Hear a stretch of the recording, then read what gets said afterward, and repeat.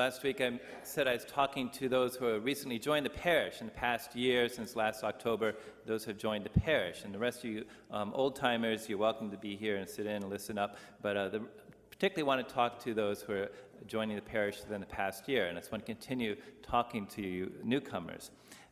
And I talked last week, just to recap, about the circles of faith, moving to the Lord. The main thing, they say, to keep the main thing, that's the main thing. The main thing of our parish, the main thing of our life as a parish, is to move to the Lord. Wherever we are, to move to the Lord. And your homework, remember your homework was to take stock. Where are you in relation to the Lord, and you walk with the Lord? And so there's the community, that's kind of the people driving up and down Lockwood Boulevard, come and see. The crowd who say, I go to Most Precious Blood, but if there's a good game on TV, well, that's where they're going to be. You know, they're just not quite there yet. Connected. The rich man we saw last week, he kept the commandments. He's a good guy. He did not kill, did not steal, did not commit adultery. He's a good man. But when Jesus challenged him to go sell all he had and give it to the poor and have treasure in heaven, he went away sad. That was as far as he could get. He had to hang on to that security, could not let it go, could not trust God. But he was connected, and you could say he belonged. He belonged to the Lord, but he's not quite there yet. Committed.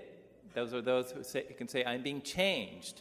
I'm being changed in my relationship with the Lord. I'm being changed and being a member of this parish. And that's like Peter, before the death and resurrection of Jesus. Peter and other disciples, they had left everything. They'd given up it all and trusted the Lord, and they were following him. But they weren't quite there yet.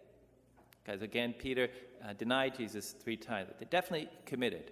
And then finally, core. That's being with the Lord. And Pope Francis comes to mind as someone who just has that joy and peace of being with the Lord. And others look at him and say, I want what he has.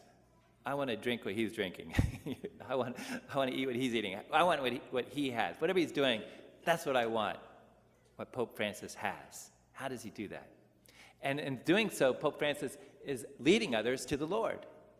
You know, not hitting them over the head with the Bible, but attracting with that joy and peace of being one with the Lord, being friends with God.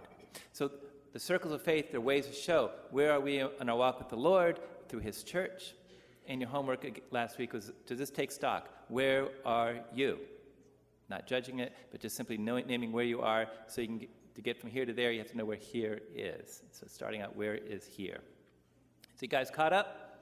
You sound a little fishy there. So look up the video. It's online. You can see it on the parish website. You can catch up, get the 10-minute version instead of the 2-minute version, okay? Going on.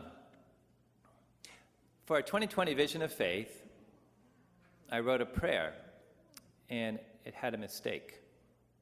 This prayer I wrote had a mistake in it. And this prayer the mistake was not in the verbs to reach wide, grow deep, share blessings, build faith. These are 4 themes of our parish. All these 4 themes are to help us to move to the Lord, to reach wide, grow deep, share blessings, build faith, moving us to the Lord. And our ministry report is in your bulletin. We'll show you how we've been doing that in the past year, moving towards the year 2020. So you get that in the bulletin, and how we are reaching wide, growing deep, sharing blessings, building faith. And as one of the things, just to point out, we want to share blessings, and we have 500 parishioners. That's our goal by the year 2020, out in the community, serving the poor. We want to put wind in the sails of the agencies that are helping people, the least and last. 500 of us. What a big impact we can make and beginning to make in our community. Share blessings. So the mistake I made in this prayer, the prayer we sing at the end of Mass, and we sing, sharing our blessings. I sang it again and again, and then finally I realized it's not our blessings we're sharing, it's God's blessings. The mistake I made is thinking that these blessings I have are mine. They're not mine, they're God's. And I'm simply a steward of God's blessings. Whatever I have is a gift from God. My health, my time, my money, my education, my family, my friends, good things, bad things, it's all a gift from God to build up his kingdom, to build up his church, to move us to the Lord. It's a gift from God. And so we've changed the word, so you'll notice at the end of Mass, it says sharing your blessings, talking to God, not our blessings. We've made that change. But it can't just happen in changing the letter. The big change is when it changes in your heart. Instead of seeing it as my blessings, but as God's blessings. And I'm simply a steward, taking care of them, entrusted to use them for God's service and the service of others. Jesus himself said, the Son of Man did not come to be served, but to serve and give his life as a ransom for many. This is our biggest blessing, our biggest blessing.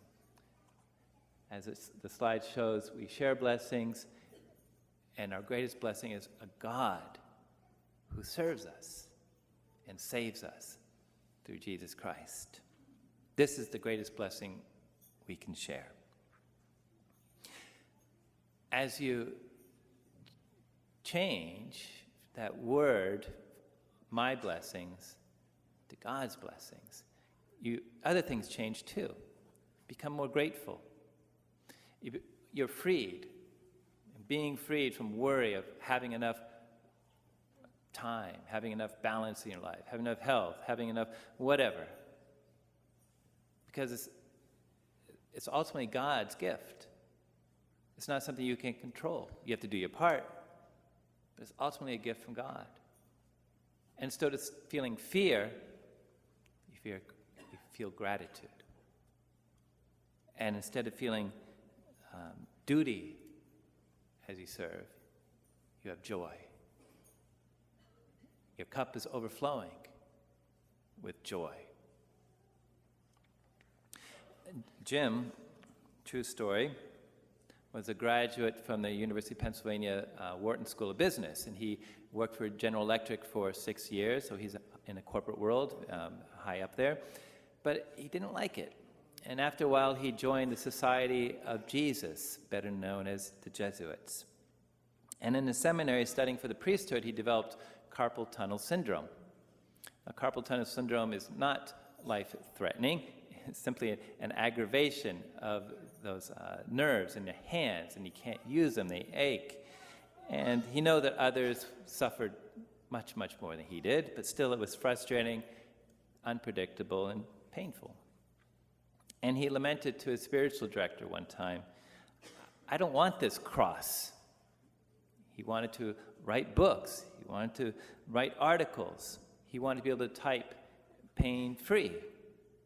And he had great plans that did not include carpal tunnel syndrome. His spiritual director said to him, Jim, it's hardly a cross if you want it. And it dawned on Jim that everything he had, everything he could write, was thanks to God. His writing wasn't something he would do and he could produce, but it was a gift from God. And to accept that, along with the carpal tunnel syndrome. And that freedom from trying to control everything and make great plans about his writing. That carpal tunnel syndrome just said, well, just do what I can and leave the rest to God. So Jim was eventually ordained a Jesuit priest. And as Father James Martin, he wrote a book, My Life with the Saints, that was named by Publishers Weekly as one of the best books of the year. And Father Martin has written nearly a dozen other books on spirituality. He's edited books. He's a commentator on news agencies. Embracing this cross and counting God's blessings, he has borne much fruit for others. What we have is not ours. It's a blessing from God. The next several weeks, as we talk about our parish vision, we're going to be looking back at what we have done in the past year. That's our ministry report. It's in your bulletin. Take it home. And we want to look forward to where we are going with our 2020 vision of faith.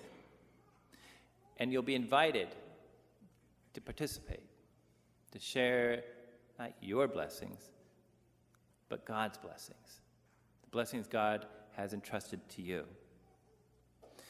If you're new to the parish, you'll get an extra invitation to come to a dinner in January. But particularly if you're new, I invite you next week at our ministry fair to find out more about our different ministries. You'll get a booklet at the door on your way out.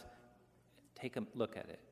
And don't try to do everything. Just pick one thing where God has blessed you and you can share his blessing with others.